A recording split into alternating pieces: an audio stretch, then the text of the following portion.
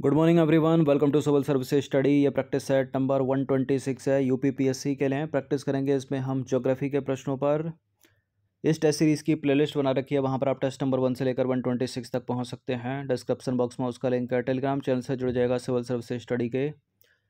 देखिए, इस test series का जो है फुल टेस्ट, जिसमें 150 प्रश्न है, ठीक है, और 15 प्लस टेस्ट हैं उसमें, उसको आप बाय कर सकते हो। डिस्क्रिप्शन बॉक्स में एक नंबर दिया, उस पर कॉल या मैसेज करके, ठीक है। पीडीएफ फॉर्म में होगा विद एक्सप्लेनेशन। चलिए, तो क्वेश्चन नंबर 1 पर आ जाइए। बिना किसी देरी के बताना कि इनमें से कौन सा करेक्ट है। 2 स्टेटमेंट वाला प्रश्न है, निम्नलिखित कथनों पर विचार करेंगे। अरावली पर्वतमाला पश्चिमी भारत का एक मुख्य जल विभाजक है। और दूसरा स्टेटमेंट है, अरावली संरचना राजस्थान मैदान के अपवाह क्षेत्र को गंगा के मैदान के अपवाह क्षेत्र से अलग करती है, ठीक है। ड्रेनेज बोलते हैं इसको इंग्लिश में। बिल्कुल ये करेक्ट है, दोनों के दोनों स्टेटमेंट। सी है इसका आंसर। तो अरावली संरचना जो है पश्चिमी भारत का मुख्य जल विभाजक है, जो राजस्थान मैदान के अपवाह क्षेत्र को गंगा के मैदान के अपवाह क्षेत्र से अलग करती है। क्वेश्चन नंबर 2 पर आ जाइए। दिलवाड़ा जैन मंदिर निम्नलिखित में से किस पहाड़ी पर स्थित है? दिलवाड़ा जैन मंदिर जो एक टूरिस्ट पॉइंट है, अगर आप गए हो तो आपने देखा होगा, आबू पहाड़ी पर है ये। तो अरावली पर्वत का सर्वोच्च शिखर जो है वो गुरु शिखर है, जो आबू पहाड़ी पर स्थित है। और इसी आबू पहाड़ी में जैनियों का प्रसिद्ध धर्म स्थल दिलवाड़ा का जैन मंदिर स्थित है। क्वेश्चन नंबर 3 पर आ जाइए। निम्नलिखित में से कौन सा भौगोलिक रूप से ग्रेट निकोबार के सबसे निकट है? ठीक है, यह है अंडमान और नीचे है निकोबार, उसमें भी कार निकोबार, ग्रेट निकोबार, ठीक है। अंडमान में भी उत्तरी अंडमान है, मध्य अंडमान है, दक्षिणी अंडमान है, और नीचे है लिटिल अंडमान या छोटा अंडमान। एक चीज़ याद रखिएगा, लिटिल अंडमान या छोटा अंडमान जो है वो दक्षिण अंडमान के भी दक्षिण में, यानी सबसे दक्षिण में अगर पूछा जाए तो कौन सा हो गया? लिटिल अंडमान। कभी कभी लोग दक्षिण अंडमान को सबसे दक्षिण में लगा देते हैं, ठीक है। उत्तरी अंडमान, मध्य अंडमान, दक्षिण अंडमान और छोटा अंडमान, यानी north Andaman, middle Andaman, south Andaman, और सबसे दक्षिण में है लिटिल अंडमान। उसके नीचे निकोबार आता है, निकोबार में भी कार निकोबार और ग्रेट निकोबार, ठीक है। और इन दोनों के बीच में है 10 डिग्री चैनल, जो अंडमान और निकोबार को अलग करता है, और एग्ज़ाम का फेवरेट है वो। यूपीएससी सिविल सेवा तक में वो प्रश्न पूछा गया है। तो ग्रेट निकोबार के सबसे निकट अगर विश्व मानचित्र पर हम देखेंगे तो सुमात्रा सबसे निकट है। तो सुमात्रा जो है भौगोलिक रूप से ग्रेट निकोबार के सबसे पास है। क्वेश्चन नंबर 4 पर आ जाइए। निम्नलिखित में से कौन सी चट्टान प्रणाली जो है भारत में नवीनतम है? विंध्य, कुडप्पा, धारवाड़, गोंडवाना। सबसे नवीनतम गोंडवाना। तो विकल्पों में गोंडवाना चट्टान प्रणाली जो है भारत में सबसे नवीनतम है। कोयले के भंडार हैं इसमें। गोंडवाना से रिलेटेड ही प्रश्न है। 5वां प्रश्न, गोंडवाना लैंड के टूटने का प्रारंभ निम्नलिखित में से कब हुआ? पर्मियन युग, जुरासिक युग, और क्या ऑप्शन है? क्रिस्टेशियस या फिर ट्रायसिक युग। तो जुरासिक कल्प इसका आंसर है, जुरासिक युग। तो गोंडवाना लैंड के टूटने का जो क्रम है वो जुरासिक युग में प्रारंभ हुआ। क्वेश्चन नंबर 6 पर आ जाइए। भारत में दक्कन के पठार पर बेसाल्ट निर्मित लावा शैलों का निर्माण हुआ है। क्रिस्टेशियस युग में, मायोसीन युग में, कार्बोनिफेरस युग में, या इनमें से कोई भी नहीं? इसका आंसर है ऑप्शन नंबर ए, क्रिस्टेशियस युग। तो भारत के दक्कन के पठार पर बेसाल्ट निर्मित लावा शैलों का निर्माण क्रिस्टेशियस युग में हुआ।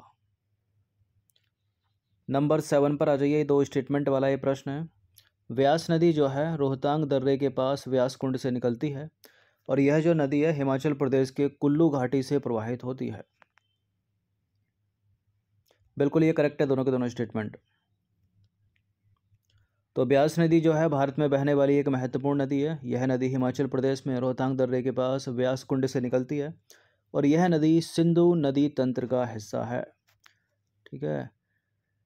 हिमालय का 3 नदी तंत्र, सिंधु नदी तंत्र, गंगा नदी तंत्र, और है ब्रह्मपुत्र नदी तंत्र। इंपॉर्टेंट है, तीनों के तीनों नदी तंत्र। बहुत प्रश्न बनते हैं एग्ज़ाम में, हर साल बनते हैं।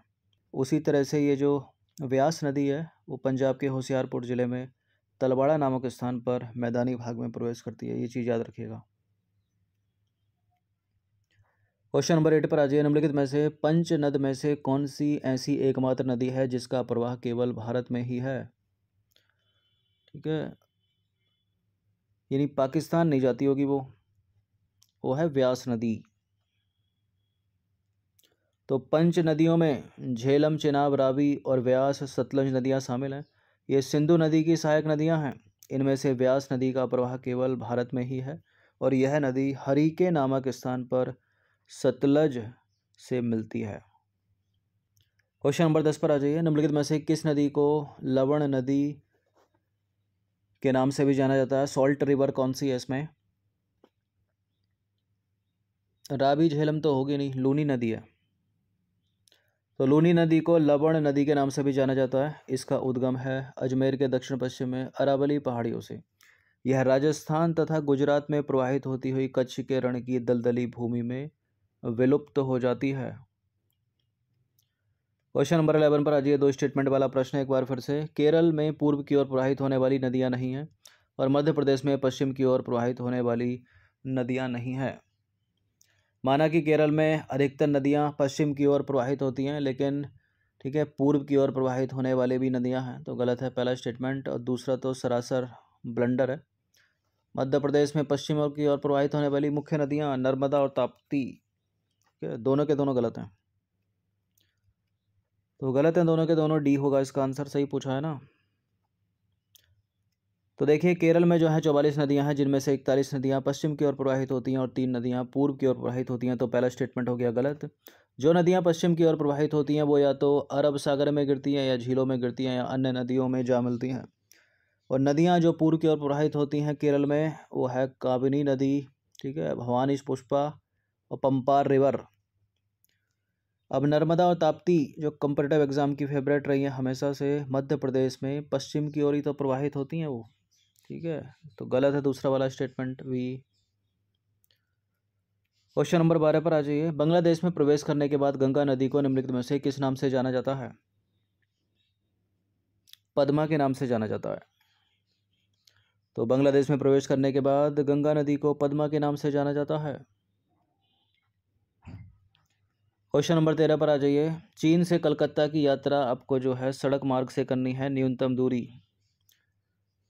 तो नदियों की उपस्थिति का सही अनुक्रम जो है निम्नलिखित में से कौन सा होगा, आपको बताना है।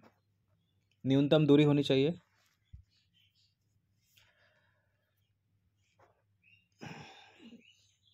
केरल तो नहीं बोला, चेन्नई बोला ना। चेन्नई जो कि कैपिटल है तमिलनाडु का, ठीक है, और कोलकाता जो कि कैपिटल है पश्चिम बंगाल का। तो सबसे पहले आएगी पेन्नूर नदी, उसके बाद कृष्णा नदी, गोदावरी, महानदी और उसके बाद स्वर्णरेखा, ठीक है। पेन्नूर, कृष्णा, गोदावरी, महानदी, स्वर्णरेखा, तो सी हो जाएगा इसका आंसर। तो चेन्नई से कोलकाता की यात्रा सड़क मार्ग न्यूनतम दूरी, ठीक है, करने पर नदियों की उपस्थिति का जो सही क्रम आएगा पेन्नूर, कृष्णा, गोदावरी, महानदी, स्वर्णरेखा। नंबर 14 पर आ जाइए। भारत के किस भाग में सर्वाधिक दैनिक तापांतर पाया जाता है? दैनिक ताप का अंतर, देखिए राजस्थान में दिन का टेम्परेचर जो है इतना अधिक होता है और उसकी अपेक्षा अगर रात की बात की जाए तो रातें अधिक ठंडी होती हैं, ठीक है। तो सर्वाधिक जो है राजस्थान के मरुस्थलीय क्षेत्रों में दैनिक तापांतर पाया जाता है। तो राजस्थान के मरुस्थलीय क्षेत्रों में भारत में सर्वाधिक दैनिक तापांतर पाया जाता है।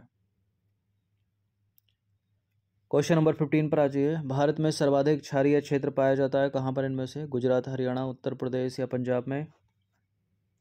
क्षारीय उत्तर प्रदेश में। तो भारत में सर्वाधिक क्षारीय क्षेत्र उत्तर प्रदेश में पाया जाता है। क्वेश्चन नंबर 16 पर आ जाइए। निम्नलिखित में से कहाँ पर एक संरक्षित कच्छ वनस्पति क्षेत्र है? इनमें से एक संरक्षित कच्छ वनस्पति क्षेत्र मिलेगा आपको गोवा में। तो विकल्पों में गोवा में एक संरक्षित कच्छ वनस्पति क्षेत्र है, ठीक है। क्वेश्चन नंबर 17 पर आ जाइए। शुद्ध प्राथमिक उत्पादकता निम्नलिखित में से कहाँ उच्चतम होती है? उष्णकटिबंधीय वन में, एक ऑप्शन है दलदल में, कोरल रीफ में, वनस्थली और झाड़ी वाली भूमि में। नेट प्राइमरी प्रोडक्टिविटी सबसे ज़्यादा होगी ट्रॉपिकल एवरग्रीन फॉरेस्ट में। ठीक है, क्योंकि सनलाइट प्रॉपर है और रेनफॉल प्रॉपर है। ठीक है, वर्षा जो है अधिकतम होती है, सूर्य का प्रकाश भी अधिकतम होता है। तो शुद्ध प्राथमिक उत्पादकता जो है उष्णकटिबंधीय वन में उच्चतम होगी, यानी ट्रॉपिकल एवरग्रीन फॉरेस्ट में। यूपीपीसीएस में कई बार प्रश्न ये पूछा गया है। क्वेश्चन नंबर 18 पर आ जाइए। भारतीय वन प्रबंधन संस्थान निम्नलिखित में से कहाँ स्थित है?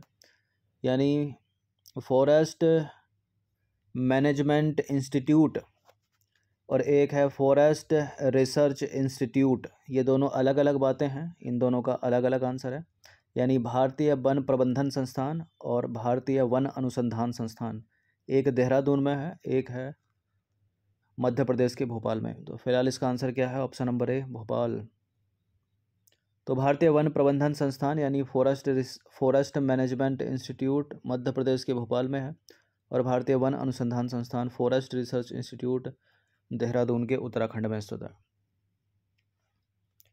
क्वेश्चन नंबर 19 पर आ जाइए। पिचवाबरम, मुथुपेट, कुचुबेली, कच्छ वनस्पतियां स्थल निम्नलिखित में से कहाँ स्थित हैं? तमिलनाडु, गोवा, गुजरात या उड़ीसा? पिचाबरम, मुथुपेट और कछुबेली, कच्छ वनस्पतियां जो हैं वो हैं तमिलनाडु में स्थित।